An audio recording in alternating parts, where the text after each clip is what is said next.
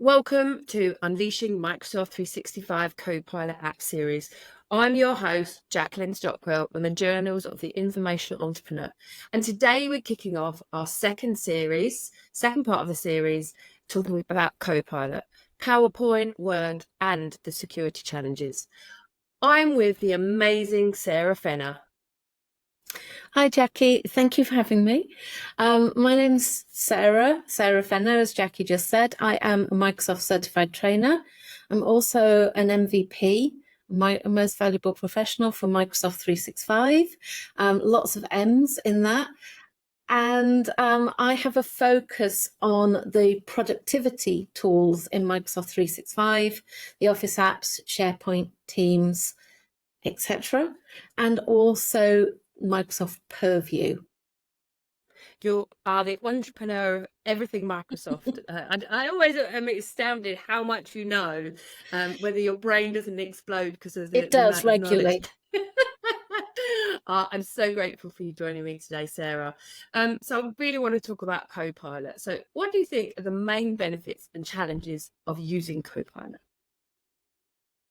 I think the biggest challenge of using Copilot is working out where it's going to fit for you in your workload. And also, to a certain extent, which Copilot tool you're going to use for what task. Because if I'm using Copilot for Microsoft 365, it's giving me the answers based on what's in my Microsoft 365 environment. And therefore, that's the best tool to use with questions about things that are in my email, in my Teams chats.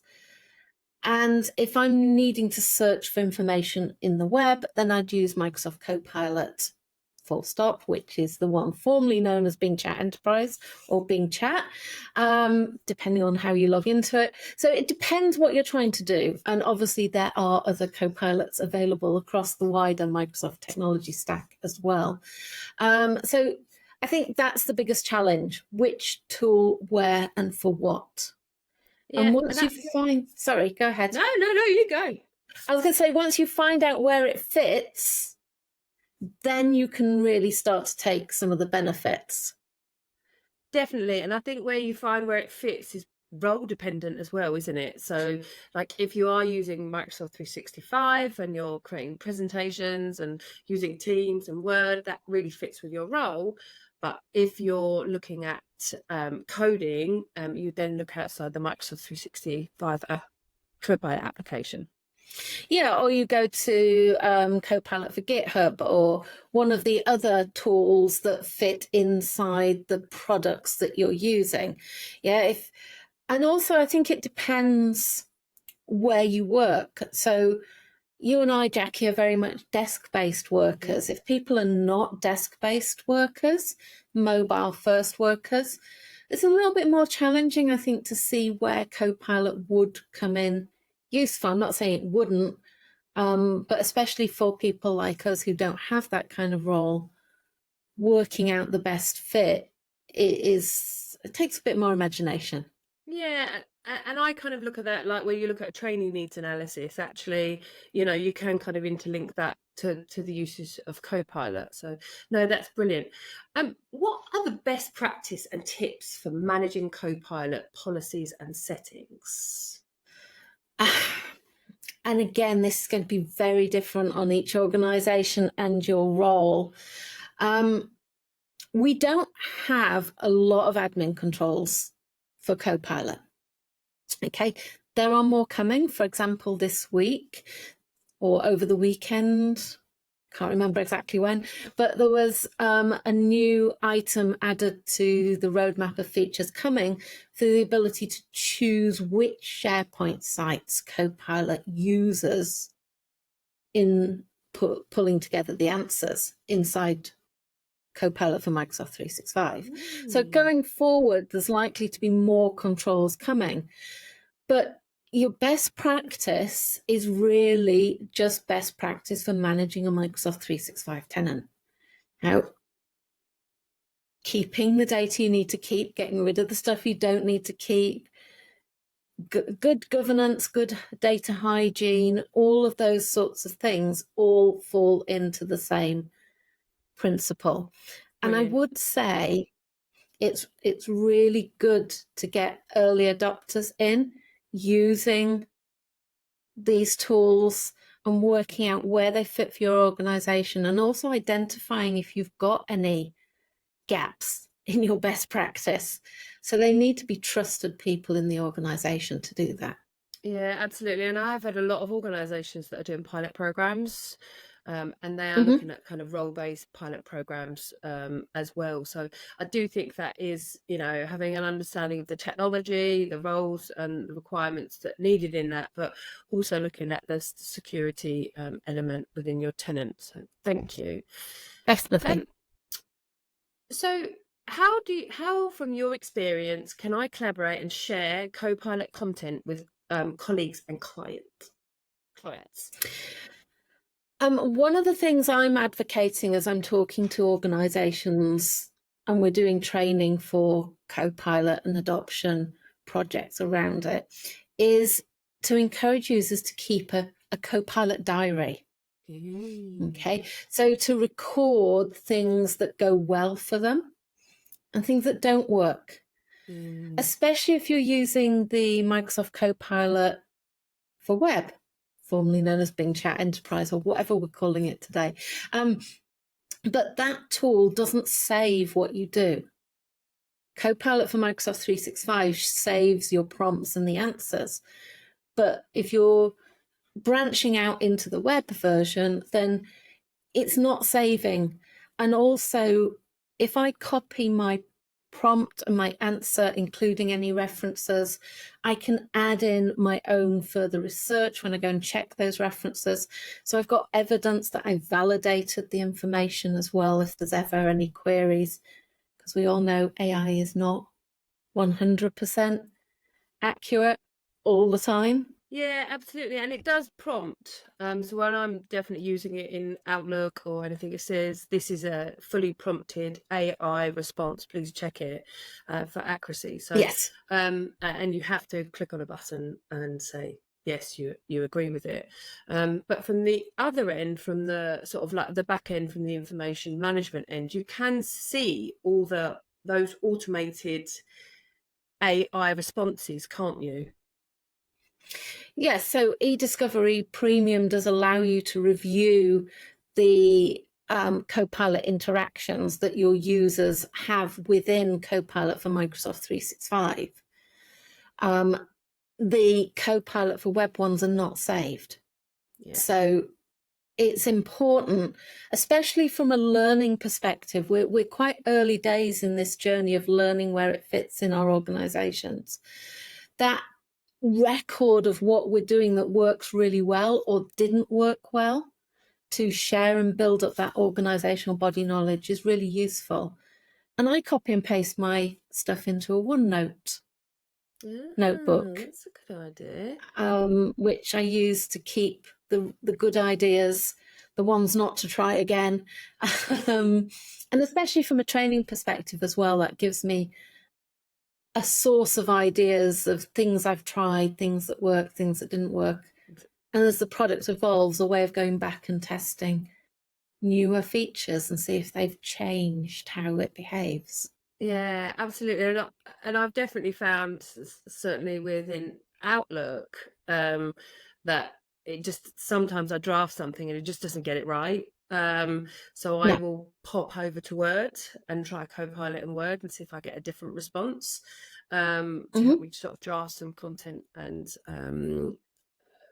that I can then put back into sort of Outlook. But there are kind of prompts that you can actually feed back to Microsoft directly, can't you? When you're not happy with responses on each of the times. Yes.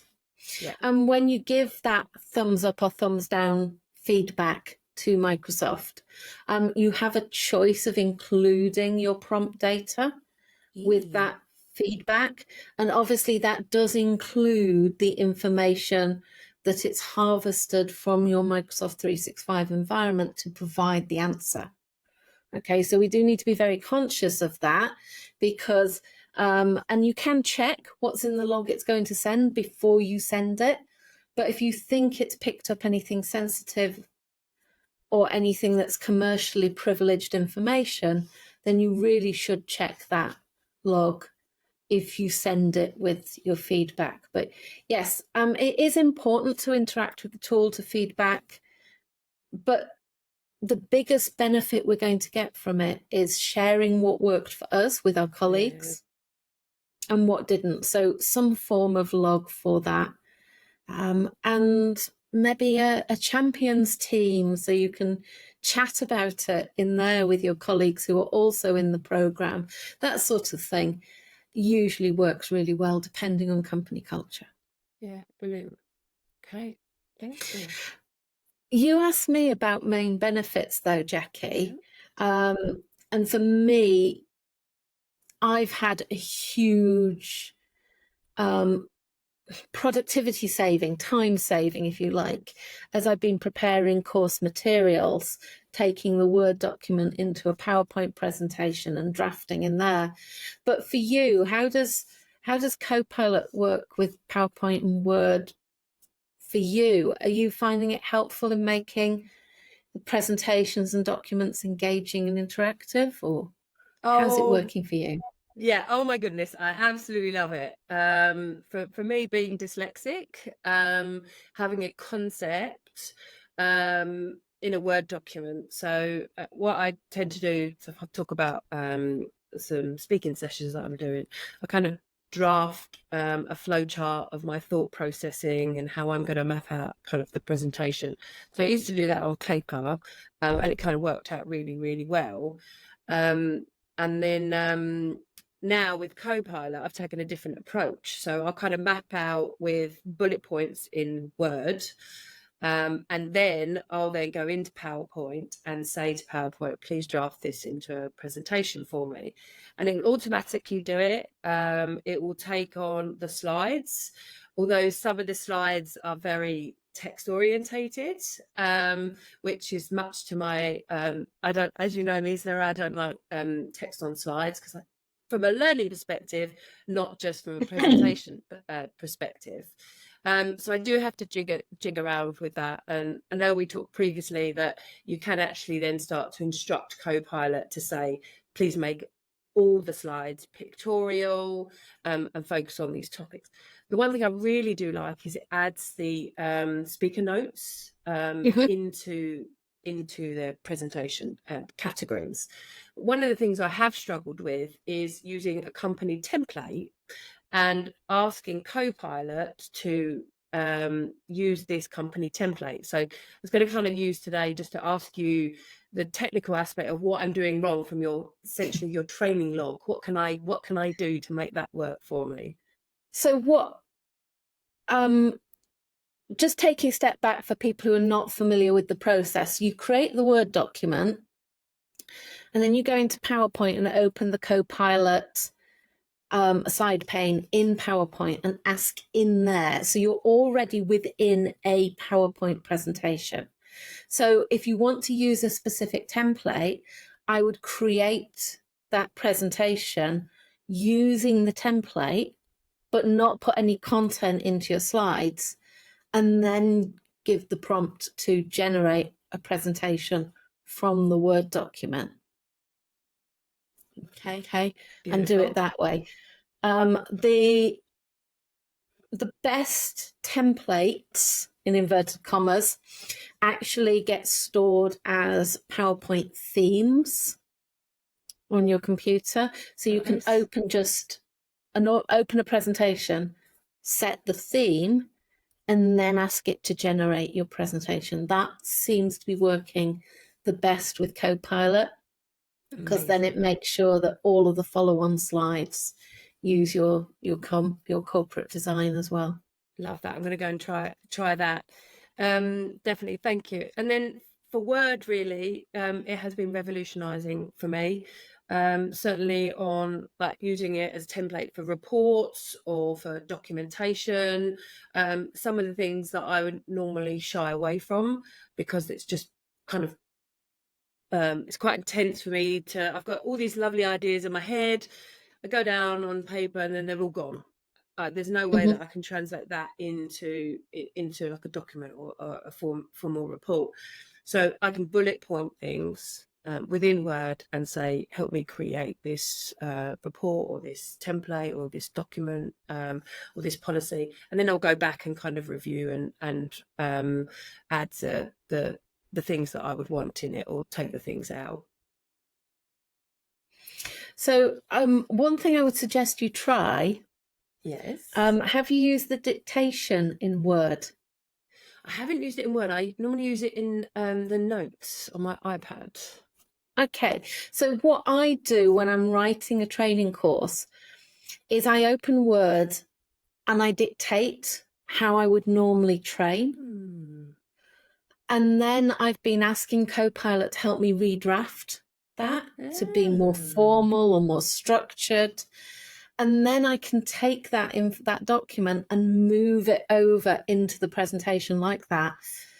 It typically takes me about 3 days to write a 1-day course, but using that methodology, I feel I'm saving about 6 hours over that 3 days worth of work. It is phenomenal so how much time. I'm definitely going to try that. Thank you very much. They're my tips. Got something out of this session as well. So we've talked about some of the things that we both like in Copilot and what we're doing, but what are some of those features and functions of Copilot that really make it stand out from other tools for you?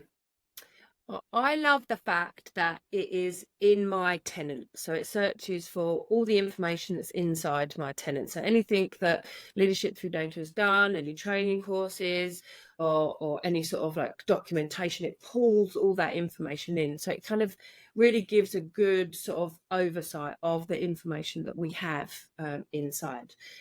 I love that it's already in my working applications, so I haven't got to change practices.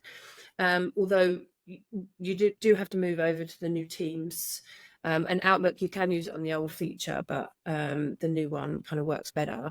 But it's in everything that I'm already using, so I can actually, it's a small tweak for me in how I want to start changing kind of my work practices with the technology to enable me to be more creative, to be more productive. I actually got to a point when I first started using Copilot and I was like, I've got all this time, because it used to take me a good couple of days to go through my email account, and now it can take me 2 hours to an hour, and I'm not scared of sitting down writing an email. Now I can actually be very more productive with those emails. So it saved me a load of time that I've now picked up loads more work. If that's a good thing or not, but they're the kind of things that really sort of stand out for me. I think it's an amazing tool. I think it really should be I think people should be as excited as they are about it, because for organisations, it has that capacity to make staff more productive and staff to, really start to generate that creativity and ideas and kind of get it down. So, but with the security features like you've talked through this session today, it can really work hand in hand. I mean, an interesting statistic that Microsoft have published, they did a survey of their own internal staff who had Copilot during their internal pilot, and 94% of them said it was easier to get started on that first draft. And we know that from research that is one of the most demanding tasks we do in terms of brain power, or officially cognitive load, as they call it. Yes. But if we can take that away, that's really helpful. My key feature day to day is the summary of the email. Oh yes, it's so good. Sorry, it's so good. It is. I get a long email and I'm like, okay, and you really need to read it, but I find myself getting lost or distracted partway through. So having that summary gives me 3-4 lines that I can read to start with. I know what I'm going to read about, and then I can go and read the detail, and it sticks better. Yeah, brilliant. Game changer, as we say. Yeah. Thank you so much, Sarah, for joining me today. And thank you all for tuning in to the second episode of Unleashing Copilot. Next time, I'm going to be delving into how Copilot is working for me on Microsoft Teams. So please join me then. Don't forget to subscribe and stay tuned in for more Copilot magic. Thank you. Thank you.